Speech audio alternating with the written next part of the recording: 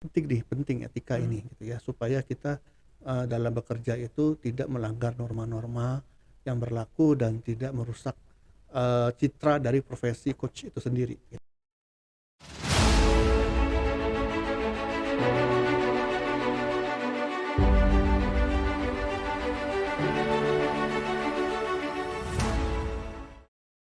Halo teman-teman, kembali lagi dengan Mavis di dunia leadership coaching. Di sini kita membahas tentang leadership dan coaching.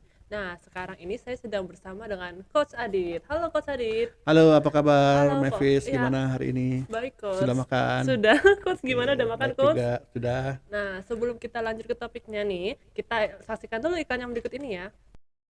Sebelum Anda lanjut nonton video ini, silakan Anda subscribe, like, dan share kepada teman-teman Anda sehingga channel ini bisa bertumbuh. Halo, kembali lagi dengan Mavis dan Coach Adit. Nah, Coach, Ya, pada hari ini topik kita itu adalah tentang dunia etik di dunia coach. ya. Nah, sebelum kita masuk ke topiknya nih, kita mau tahu nih, Coach Adit udah berapa lama jadi coaching coach? Sudah berapa lama di dunia coaching ya? Iya, betul. Wah, kalau ditanya seperti itu sih benar-benar serius ya. Kalau Mm-mm. seriusnya saya di dunia coaching itu di tahun 2010, 2011 deh kayaknya. Oh, berarti udah lebih dari 10 tahun ya, Coach ya? Iya ya, sekarang tahun 2022 ya. Iya, Berarti bener. antara 11 sampai 12 tahun ya. Iya, betul. Coach, ini apa sih yang membuat Coach masuk ke dunia coaching ini apa sih? Oh, panjang tuh kalau tanya Wah, kayak singkatnya gitu. aja, Coach. Kan kita Ceritanya mau panjang. bahas topik utamanya Iya nih. sih. Cuman tetap ya, pastinya, karena dulu saya pernah punya pengalaman di coaching. Mm-mm. Waktu saya bekerja di suatu perusahaan Iya. gitu ya, suatu perusahaan multinasional. Di situ saya memegang suatu proyek gitu ya, proyek besar. Kemudian, saya di-coaching tuh langsung oleh, GM kita gitu loh, orang Oh, dari Malaysia ya oh iya. gitu saat itu. Tapi dia menjelaskan dulu memang nih prosesnya dengan cara coaching gitu. Kemudian karena trainingnya udah ada, Mm-mm. training tentang proyeknya segala macam, jadi dia meng-coaching saya. Terus ya saya terkesan lah dengan coaching itu ya. Iya. Kemudian saya tanya, "Ini apa nih sebetulnya coaching, kayak coaching itu apa sih?" Saya tanya-tanya dong ke atasan saya Mm-mm. gitu kan. Dia ngejelasin dia memang belajar coaching ICF waktu di negaranya gitu. Di negaranya apa di Inggris ya, saya lupa deh. Gitu. Dia dan akhirnya mempraktikkannya ke saya gitu. Dan dia memang biasa meng-coaching dengan kepada timnya gitu ya. Mm. Jadi mulai saat itulah saya searching ya, cari gitu ya. Kemudian saya kan waktu itu, setelah menangani proyek tersebut saya pindah ke divisi pelatihan dan pengembangan karyawan ya sebagai manajer di situ. Dan di situlah saya juga banyak belajar tentang dunia people development. Barulah di situ saya kenal lagi tuh yang namanya coaching, NLP segala macam ya. Iya. Jadi saya belajar tuh. Nah, pertama saya belajar NLP-nya dulu gitu ya, belajar NLP-nya, kemudian setelah itu beberapa tahun kemudian baru saya belajar tentang coaching berbasiskan ICF. Ya udah sampai sekarang deh berjalan terus. Sampai Oh. akhirnya saya menjadi seorang mentor coach, saya Mm. juga memiliki lembaga pelatihan coaching dan sampai sekarang saya fokus ya di dunia percoachingan. Oh, keren banget, Coach. Nah, kita kembali ke topik kita ya, Coach. Nah, Yes. di dunia coaching ini, dunia etiknya itu gimana sih, Coach? Kode etiknya? Ah, Iya. ya pasti ya namanya suatu profesi ya. Mm-mm. Seorang coach sebagaimana profesi yang lainnya pasti harus ada kode etik ya. Iya, betul banget. Karena kan tujuannya bukan hanya kita meng-coaching supaya orang itu bisa berhasil, tapi meng-coaching secara penuh etika gitu loh. Karena kalau tidak dengan etika ya percuma juga ya kita Iya. meng-coaching dengan berbagai cara supaya dia berhasil tapi tidak dengan etika gitu ya. Karena kan tujuannya etika ini juga untuk melindungi semua pihak kan, dari coachnya, dari diri dia, dari masyarakat gitu ya, dari melindungi tentang profesi coachingnya itu sendiri gitu ya.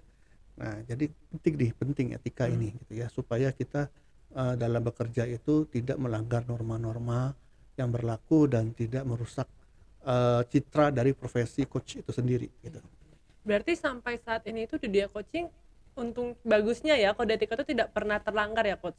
Ya, kalau nggak pernah terlanggar, kalau saya sih Iya. belum ya, Oh, tapi bagus kita dong. kan nggak tahu, makanya ada badan pengawas ya, Iya. Oh, ada badan badan pengawas. regulasi dan pengawasnya namanya ICF. Banyak sih lembaga yang Mm, lain, cuman yang mm, kebetulan yang terbesar dan paling banyak dikenal itu adalah ICF, mm. yaitu International Coaching Federation. Jadi saya di bawah naungan ICF gitu ya. ICF sendiri mengeluarkan 2 standar gitu Mm-mm. ya, standar OTIKA standar etika dan standar kompetensi. Yang dua-duanya ini harus dipenuhi oleh para coachnya yang memang mau bernaung di bawah ICF. Dan karena kita sudah memutuskan untuk bernaung di bawah ICF, berarti ICF punya hak dan wewenang untuk mengawasi kita, gitu. Baik dari sisi etika kita dalam praktek coaching kita maupun kompetensinya. Gitu. Jadi ya mau nggak mau itu ya kita ikutin, gitu ya. Dan kalau dia ditanyakan apa ada yang melanggar atau enggak sih, saya kemungkinan mungkin ada ya yang melanggar. Iya, Namun benar. juga kita coaching ICF itu kan udah puluhan ribu orang gitu ya. Iya. Cuma kan nggak tahu, itu kan rahasia Iya, ya benar. prosesnya gitu. Kalau yang melanggar gitu, misalnya ketahuan nih sama badan ICF ya tadi coach ya, itu bakal dikeluarnya di coaching atau gimana Oh, tuh? ada prosesnya Oh, ada gitu. prosesnya. Pastinya yang melaporkan biasanya kliennya ya, Heeh, yang bener. melaporkan biasanya kliennya. Bisa juga masyarakat ya, yang Oh, merasa dirugikan gitu ya. Melaporkannya ke gimana? Ada jalurnya tuh, oh, jalurnya ada jalurnya, di websitenya prosesnya. ICF-nya. Oh, Itu ada jalur untuk melaporkan itu, nanti kemudian diproses oleh mm, ICF tentunya, diinvestigasi lah mm, gitu ya. Sampai suatu ketika ada keputusan apakah memang pelanggaran kita ini valid atau pelanggaran kita ini memang enggak gitu ya. Kalau memang dikatakan kita melakukan pelanggaran, tentu ada konsekuensinya ya. Gitu, ada hukuman-hukumannya lah, oh, tergantung sih. Ya tergantung. paling biasanya sih dicopot gitu ya. Oh, Kredensialnya atau membershipnya atau sertifikasinya dicopot, sertifikasi pelatihannya gitu ya. Sampai mungkin ya kalau parah sih nggak tahu juga ya, mungkin sampai ke pengadilan kali saya. waduh, serem juga ya coach. Iya kalau memang itu berat ya. Iya, berarti tergantung pelanggarannya juga ya coach. Iya. Ini kan coach berarti kalau valid itu mereka dihukum ya coach. Kalau merekanya misalnya Justified ya ya kalau. justified kan. Kalau misalnya ternyata ajuan masalah kode etiknya itu tidak valid, apakah akan ada kelanjutan lagi atau udah begitu aja berarti Wah, emang ya itu pasti nanti semua pihak akan dijelaskan oleh ICF ya, iya. bahwa ini tidak justified, ini gini-gini gitu ya.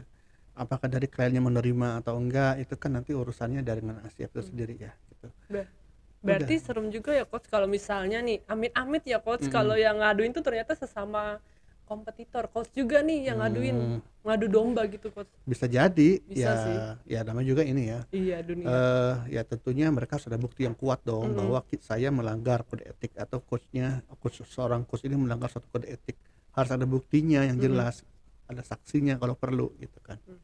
Berarti untuk meyakinkan para masyarakat yang ikut coaching itu karena dengan adanya sertifikat ICF itu ya coach. Ya. Kalau kode etiknya itu pasti ada terjalankan Ya, dan ada ya. valid. Jadi seorang coach berbasiskan ICF itu ada kredensialnya ya, yang kamu bilang tadi sertifikasi itu sebetulnya kredensial istilahnya. Ayo, kredensial. Kredensial. Dengan kredensial itu tuh prosesnya tuh ada ujiannya gitu ya, ada ujiannya. Yang diuji apa? Ya kode etik kita dan kompetensi kita gitu.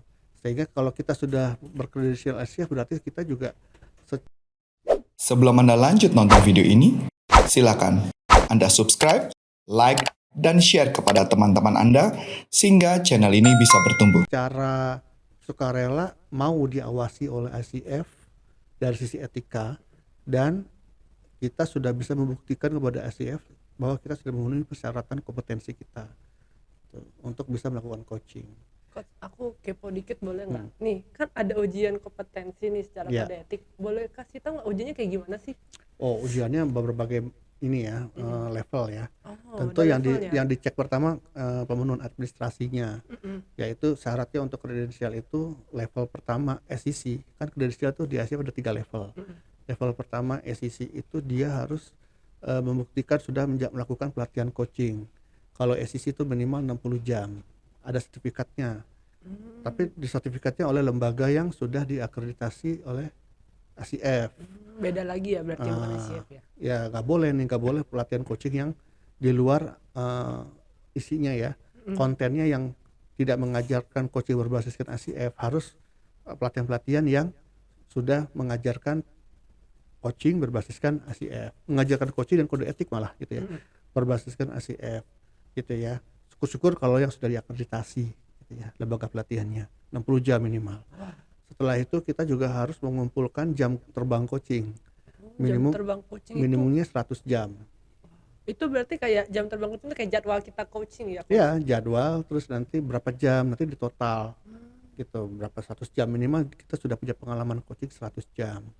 Kemudian nanti kita harus mengirim rekaman coaching untuk dievaluasi oleh mereka, apakah cara coaching kita sudah benar gitu loh. Ya, boleh pakai bahasa Indonesia tapi harus ada translate-nya pakai bahasa Inggris dalam Oh. bentuk transkrip gitu ya. Oh, transkrip. Gua kira subtitle kayak di YouTube. Iya, oh, enggak, dia harus pakai transkrip yang Word ya, Oh, Microsoft supaya Word. mereka bisa mencoret-coret di situ, bisa mengisi bisa memberikan penilaian gitu Oh, ya di iya. situ di lembar itu juga gitu. Nah, kemudian setelah sudah itu baru nanti kita harus melakukan ujian online 3 jam, 155 soal.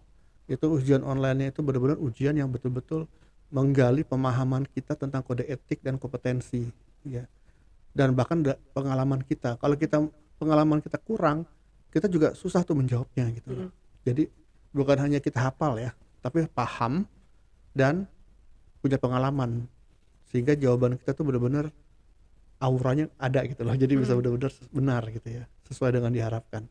Jadi itu 155 soal pilihan ganda sih, cuma study case semua. Wah, itu pas kerjanya pusing nggak tuh, Coach? Sakit kepala nggak tuh? 3 jam ya. Iya. Ya lumayan lah ya kalau kalau kan nggak mungkin kita harus selesai 3 jam persis ya. Iya. Saya sih 2,5 jam harus selesai. 30 menit kan buat periksa-periksa lagi ya, Iya. mana yang masih kurang salah gitu kan. Nah itu karena tuh semakin lama soal-soalnya semakin susah tuh, jadi Semakin berat gitu ya. semakin berat. Jadi begitu sudah soal-soal nomor 150, 151 gitu ya, itu tuh jawabannya kayak sama semua. Udah keliangan gitu ya, karena kan kita nggak bisa istirahat, harus 3 Iya. jam Berturut-turut ya. satu rit gitu ya. Iya. Gitu nggak bisa ditunda besok gitu. Nggak bisa ditunda, bener banget. Jadi mau nggak mau kita istirahatnya ya di situ, paling cuma minum nyediain gitu kan. Paling sedikit cuci mata kali atau apa. Karena kan muka. menghadapi monitor 3 jam gitu kan ya, itu juga sih. Iya, pusing juga. Aku Iya. kira tuh ujiannya tuh tulis tangan, Coach. Ternyata di monitor ya, di Iya, komputer. iya online, ujiannya Oh, online. online. Setelah selesai Heeh. sesuai semua submit dan langsung muncul tuh hasilnya. Wah, cepet ya. Jadi minimum kelulusannya tuh 70%. Berarti sekitar 80 soalan ya, Coach. 155 Oh, soal. heeh. Wah, banyak banget tuh, Coach. Dari 155 soal itu berapa? 80-an gitu ya. Iya, 80-an yang gitu. harus nih ya. Iya, yang harus Betul benar. jawabannya. Terus kalau misalnya nih di Indonesia nih banyak yang tertarik untuk jadi coach gitu dan belajar untuk coach kode etik, ujiannya itu lewat mana sih, Coach? Tahu nggak kira-kira? Ya banyak yang tertarik. Jadi tahap awalnya mereka harus training coaching dulu. Heeh. Berarti emang harus ikut training coaching dulu ya, Iya, Coach? kan tadi kan syaratnya harus 60 jam minimal Oh, training iya, kan. bener. Nah, kan corporate consulting itu ada pelatihannya yang 66 jam.